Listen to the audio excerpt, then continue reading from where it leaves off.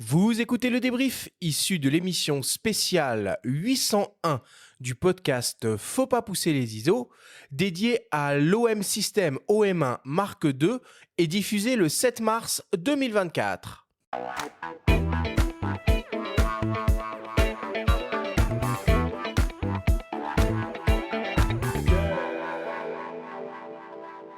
Nous sommes toujours avec le photographe Nicolas Bazerque et Thierry Bourque d'OM System pour parler du nouveau OM1 Mark II. Nicolas, Thierry, si on devait essayer de résumer et de synthétiser tout ce que l'on s'est dit pendant cette émission. Première question pour toi, Thierry. Est-ce que la transition entre Olympus et OM System est désormais bien terminée, comprise et acceptée? Alors, terminé, oui. Là, il n'y a aucun doute. Comprise et acceptée, je pense que nous sommes sur la bonne voie. Il faut continuer à prouver et à montrer les choses. Et là, on est quand même sur la première année où le mot Olympus disparaît complètement. Donc, il va falloir qu'on continue à, je pense, à expliquer les choses, mais on a de moins en moins quand même d'interrogations sur le sujet. Pour les optiques, on garde MZUICO. Ça va basculer également au OM System. Ah d'accord. Puisqu'il y a eu le 20 mm qui est sorti, par exemple, qui est sous le nom OM System. Donc, je pense que petit à petit, on va basculer également sur OM System, sur la gamme. Thierry, pour qui sont conçus les produits OM System, peut-être même plus particulièrement l'OM1 Mark II? Oh, c'est une question qui est vaste, ça.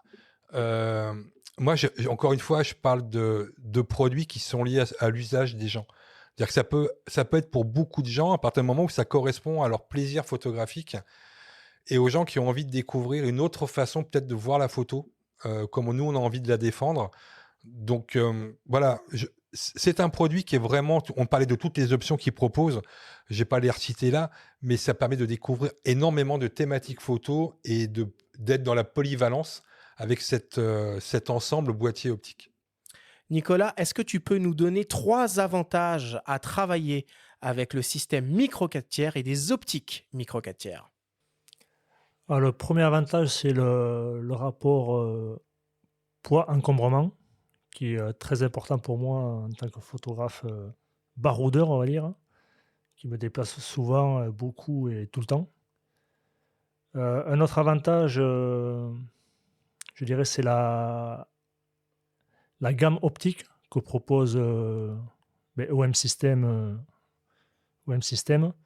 avec énormément d'optiques et de très très bonne qualité, avec un très bon piqué. Et troisième avantage,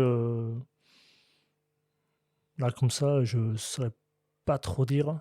La stabilisation, peut-être. Voilà, merci Benjamin. La stabilisation, oui. Ce qui est terrible avec nos produits, c'est qu'on l'oublie tout ça. C'est-à-dire que, tu vois, on parle de la stab, ça fait longtemps que vous le faites, en fait. Ouais, et puis, parce que la stab mécanique, aujourd'hui, tout le monde s'y est mis, mais vous, depuis le début, c'est un marqueur assez fort, quoi. C'est un marqueur assez fort, et du coup, nous qui travaillons avec nos produits depuis très longtemps, être bien stabilisé, c'est même plus un avantage, c'est naturel de l'avoir. Je pense au filtre anti-poussière aussi. À aucun moment, on se pose la question. Et c'est des choses qui sont des avantages, mais qu'on oublie de développer et d'expliquer parce que on l'a depuis toujours.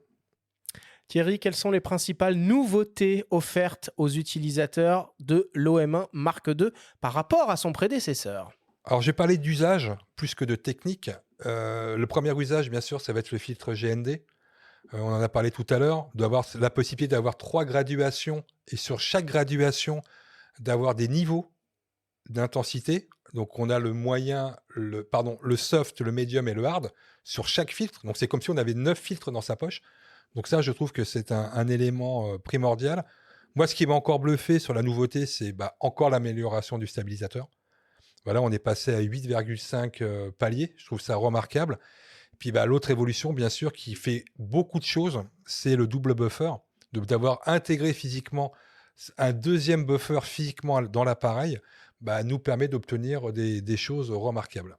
Mémoire tampon, donc accrue. Je vais à la traduction. Oui, mémoire tampon supérieure à la mémoire tampon initiale de l'OM1. Thierry, qu'est-ce qui fait la spécificité du capteur qui équipe l'OM1 Mark II? C'est sa particularité. Alors, la spécificité, j'en ai pas parlé tout à l'heure parce qu'on est vraiment dans la technique, mais on est sur un capteur rétroéclairé empilé. on en a parlé tout à l'heure, qu'un Z9 ou qu'un Canon également professionnel a aujourd'hui dans son boîtier. La particularité, c'est que chaque photosite est divisé en 4. Donc le fameux RVB. Donc en dessous de chaque lentille, on a une analyse par 4 de l'information qui arrive par ce puits. Et à ce moment-là, on arrive dans cette particularité, sur cette taille de capteur, à avoir nos 1053 collimateurs, et chaque collimateur est en croix, en plus bien sûr de ce que apporte un capteur rétroéclairé empilé comme chez tous les autres. Mais on a cette particularité-là chez nous. Nicolas, 20 millions de pixels en 2024, est-ce que c'est pas un peu juste? Non. Non, clairement. Il vaut mieux avoir 20 millions de pixels avec des optiques qui ont un piqué vraiment très performant que 40 millions de pixels avec des optiques qui ont un piqué mou, je veux dire. Moi, j'ai déjà fait des tirages et j'ai eu un tirage qui a été exposé à Montier-Ander sur le stand OM System en 60 par 90, fait à 20 millions de pixels qui était en plus légèrement recadré, dont la photo devait être à 16 millions. Et personne ne pouvait dire que la photo était faite avec un micro 4 tiers avec si peu de millions de pixels, on va dire, entre guillemets. Est-ce que tu utilises les modes haute définition à 50, 80 millions de pixels du coup, de temps en temps? Parce que c'est un réflexe qui n'est pas toujours évident à prendre. Quand on fait des photos, on n'y pense pas forcément. Alors, très rarement, je vais essayer de le faire de plus en plus dans la macro. Ça peut être très intéressant pour avoir plus de détails dans les tout petits insectes. Forcément, il ne faut pas qu'ils bougent. Ouais, sur des sujets mobiles, c'est ça. Ouais, ça, c'est les mobiles. Nicolas, en quoi la conception, l'ergonomie et la qualité de fabrication de l'OM1 Mark II sont particulièrement adaptées à la photographie en extérieur? Pour moi, c'est avant tout la certification IP53, de pouvoir avoir du matériel qu'on peut sortir par tous les temps, sous la pluie, le vent, la neige, qu'il fasse froid, qu'il fasse chaud. Parce on peut descendre la température jusqu'à moins 10 degrés, mais j'ai déjà testé à plus de moins 20 degrés en ressenti, et par des températures caniculaires aussi. Ça, c'est vraiment très, très appréciable en termes pour les photographes animaliers et nature. Thierry, quel écart de poids et d'encombrement entre un kit OM1 Mark II et son équivalent chez un constructeur concurrent en full frame? Alors j'ai parlé de système, Oui. encore une fois, en intégrant l'optique, bien sûr. Je vais taper large volontairement pour ne pas dénigrer tel ou tel produit. On est entre 2 et 3 fois, tout simplement. Voilà, que vous preniez un boîtier d'une marque qui soit en réflexe traditionnel, par exemple full frame, ou vous preniez un hybride full frame, la bascule, en fonction de la valeur focale que vous allez utiliser, elle peut être en 2 et 3 fois plus léger chez nous, à ouverture équivalente. Nicolas, quelles sont les optiques les plus pertinentes pour de la photo animalière en gamme OM System? Alors, sans surprise, le 150-400 mm Alors, Encore les... f4.5 et le 40-150 f2.8. Je rêverais avoir, ou un système si tu m'entends, un 200 mm f2.8 Ah, constant. Ça serait... qui existe chez Lumix. qui- Que tu peux monter sur ton même système, mais Oui, mais il n'y aura, Du coup, pas la double la stabilisation. double stab, tu l'auras pas. Voilà. Et ça serait appréciable pour tous les photographes animaliers. C'est quelque chose qu'on attendrait avec impatience.